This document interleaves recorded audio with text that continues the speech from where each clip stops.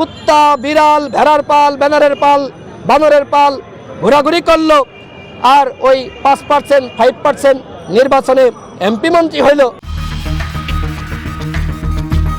গণপ্রজাতন্ত্রী বাংলাদেশ দেশের এই নাম নিয়ে সম্প্রতি উঠেছে নানা প্রশ্ন। অনেকেই বলছেন এই নামই সেরা, তবে কেউ কেউ বলছেন স্বাধীন দেশের নামের মধ্যে কেন প্রজা শব্দের কোনো স্থান থাকবে। বাংলাদেশের নামে গণপ্রজাতন্ত্রী শব্দটি থাকা উচিত নয়। প্রজা মানেই তো বোঝা যায় এখানে রাজা কেউ আছেন, কিন্তু এই দেশের মালিক তো জনগণ। সুতরাং গণপ্রজাতন্ত্রী এই নামটি ভুল, বাংলাদেশের নাম নতুনভাবে ভাবা উচিত বলছেন অনেকেই।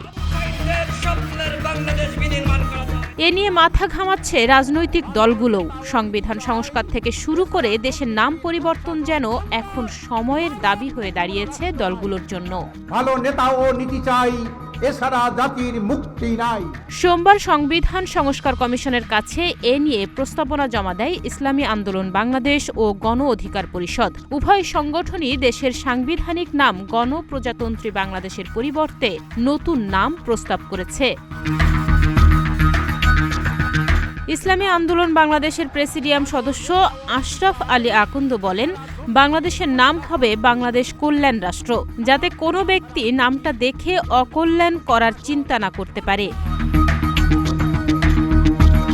এছাড়া তিনি আরও বলেন, যিনি দেশের প্রধানমন্ত্রী হবেন তিনি কোনো দলের নেতা হতে পারবেন না। শুধু আইনের শাসন নয়, ন্যায়ের শাসন প্রতিষ্ঠার কথাও বলেন ইসলামী আন্দোলন বাংলাদেশের এই নেতা। অন্যদিকে গণ অধিকার পরিষদের সাধারণ সম্পাদক রাশেদ খান বলেন, এই রাষ্ট্রের নাম হবে গণতান্ত্রিক বাংলাদেশ, গণপ্রজাতন্ত্রী বাংলাদেশ নয়। সংবিধান থেকে প্রজাতন্ত্র শব্দটি বাদ দিতে হবে।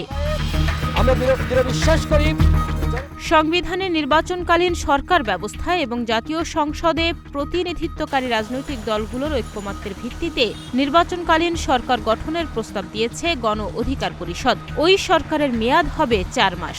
পদ্ধতিগত বিধানগুলো বাতিল করে যত দূর সম্ভব ছোট আকারে সংবিধান প্রণয়নের প্রস্তাবও দেয়া হয়েছে। উভয় সংগঠনই রাষ্ট্রপতি, প্রধানমন্ত্রীর ক্ষমতার ভারসাম্য এবং সরাসরি ভোটে রাষ্ট্রপতি নির্বাচনের বিধান সংবিধানে যুক্ত করার লিখিত প্রস্তাব সংস্কার কমিশনে জমা দেয়। এ সময় কমিশন প্রধান জানান, সকলের পরামর্শ নিয়ে চূড়ান্ত প্রস্তাবনা প্রস্তুত করবেন তারা। এদিকে আগামী 31 ডিসেম্বরের মধ্যে রাষ্ট্র সংস্কারের লক্ষ্যে গঠিত 10টি কমিশনের প্রস্তাব জমা দেওয়ার কথা রয়েছে। তাহনিয়া ইয়াসমিন, প্রতিদিনের বাংলাদেশ।